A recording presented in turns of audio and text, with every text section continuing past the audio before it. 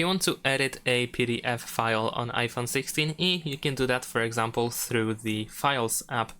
If you go over here and if you find your PDF file, let's say this one is my PDF file, what you can do is you can use this button at the bottom of the screen, and then you have a bunch of different tools that allow you to customize the PDF file. Over here we also have the text, so we can tap here, then choose the location, or actually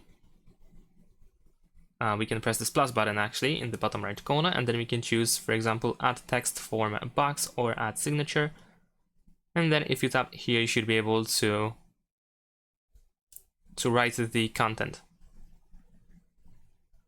There we go. Of course, we can move it around as well. At least we should be able. So we need to tap on it, and then once it is selected, then we can drag it around. Of course, we can change the size as well.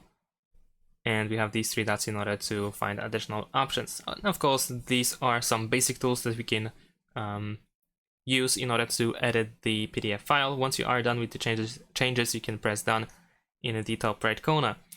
If you're looking for a little bit more options to edit a PDF file, then most likely you will need to get a third-party app, for example, from the App Store.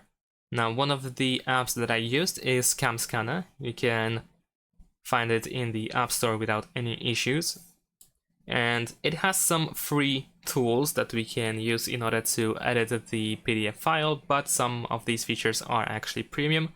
So essentially you might want to find something else if you're looking for something specific.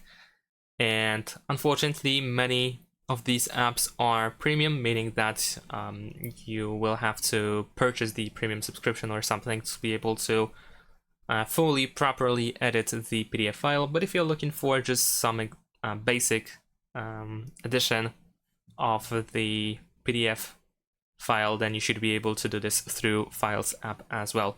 So that's pretty much it. Thanks for watching, leave a like and subscribe to my channel, and see you in my next videos. Bye!